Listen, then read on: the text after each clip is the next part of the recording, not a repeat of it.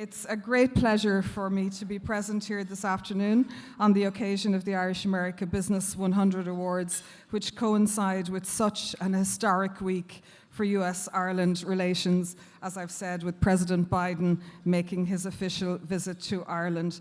Trish, we're always delighted to support and partner with Irish America magazine and to support your events. And can I start by renewing my warm congratulations to all of the honorees. Trish, you couldn't have timed it better. Really, this is a very special year for Ireland and for Irish America relations, a very special month and a very special week. We are honouring this year the 25th anniversary of the Good Friday Agreement, as everyone in this room knows, which brought peace and reconciliation to the island of Ireland. And it was 25 years ago this month that agreement was reached. And through vision, through courage, and through everyone being prepared to give something up for the greater good. And so this year has provided us with an opportunity to recognize and honor the foundational contribution of Irish America to this achievement.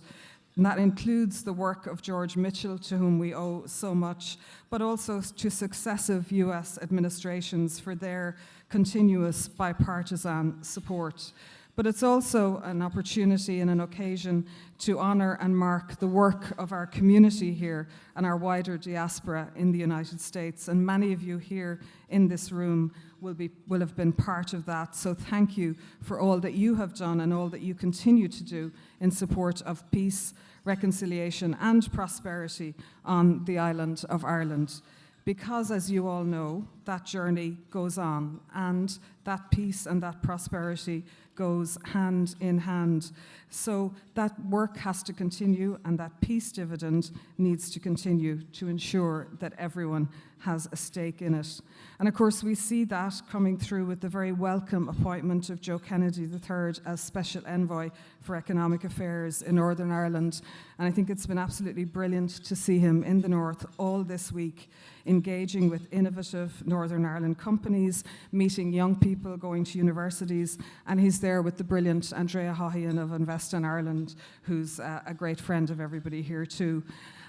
It's been very inspiring, actually, to see Joe Kennedy's engagement with the young generation and the coming generation, because, of course, this is also a special week and a special day for Ireland and for the US in terms of this momentous visit that's been going on. And I know everyone at home has been gripped watching the TV coverage. We've all been trying to watch it here too, in between other things. And I've heard even just now that somebody set fire to their kitchen by accident because they were so glued to watching the coverage of the President's visit. So it's been absolutely electrifying. Trish, when you set today's date, did you know, maybe you did know, you're very well plugged in, did you know that President Biden would be on the island of Ireland this week? And did you know that today he would be with his own people in beautiful Ballina, or Ballina, I think, as a lot of our US commentators have been calling it.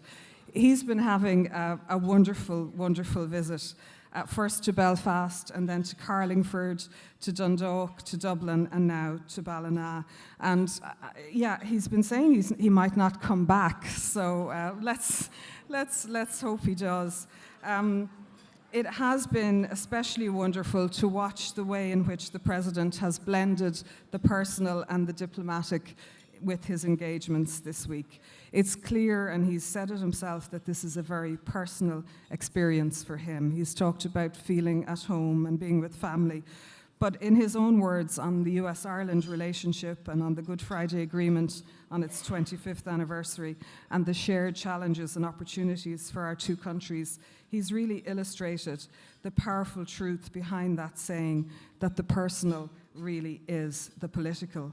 He's made some exceptional speeches, especially alongside Joe Kennedy at the University of Ulster and also to the joint houses of the Oireachtas. And I'd encourage you, if you haven't had a chance to hear them, to find those speeches and give them a reread. But for me, two things have really stood out. His use of the words compassion and the word dignity. So important for everything that we do. And his words, and also Joe Kennedy's words to the younger people of Northern Ireland and their expressions of belief in them. I've had the privilege of meeting a lot of younger people from the North over recent months here as part of a range of Good Friday-related events that we've been working on in the consulate, including the screening of a couple of brilliant documentary films, Young Plato and Lyra. These young people from the North are so impressive, they are so strong, and it's really their peace process now. It's their prosperity and their potential that we need to protect and fully release. They won't allow us to do otherwise, and they really are an inspiration to us all. So it's very fitting in this week of all weeks that we're brought together by our hosts, Irish American Magazine, who have done so much to chronicle the Irish American experience in all its richness and diversity. And I want to take this opportunity to once again acknowledge the role that Irish American Magazine and its co-founders, Neil O'Dowd and Patricia Harty, have played in giving a voice to our people here, a shared sense of identity and an outlet for sharing information and that all-important link to home. For more than 25 years, Irish American Magazine has organised this truly unique Irish American event which acknowledges and honours the contribution which Irish people and people of Irish descent have made and are continuing to make to enterprise and commerce here. Each year, the Business 100 has heard from groundbreaking speakers who represent the best of Irish America's leaders in business. And at this challenging time for both our countries, I'm looking forward greatly to hearing later from Sean Graham, whose pioneering work with the floating hospital has truly been exceptional.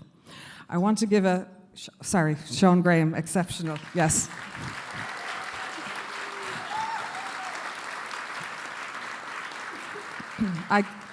I wish I could give everyone a shout out. I think there'll be opportunities for others to do that. But I do want to give a shout out to Awaken Hub for the best selfie with Joe Kennedy in Ireland. Well done, ladies. If you want something done, get a group of women CEOs and founders, and they'll deliver that one for you. The mutually beneficial relationship between Ireland and the US continues to grow stronger and stronger, and that's because it's built on the concrete achievements of many of you in this room. Thank you for all of that work and all that you do. The US is the largest source of FDI into Ireland. American companies employ hundreds of thousands of Irish people, both directly and indirectly. What's sometimes not realised as much, however, is that this is not a one-way street. Ireland is both a major market for American exports and a top 10 source of FDI into the United States, with over 800 Irish companies employing over 100,000 people. I've heard others say 200,000 people across all 50 states. And the consulate here in New York will continue to work to further enhance our economic ties and develop our common prosperity to our mutual advantage. Friends, the Irish have made many significant contributions to New York and to the US, most visibly perhaps in public service and in politics. However, our imprint can be found in many other aspects of life in this city and across this country. So it's absolutely fitting that this afternoon we celebrate and honour those of you here who have fostered close economic and business links between the US and Ireland.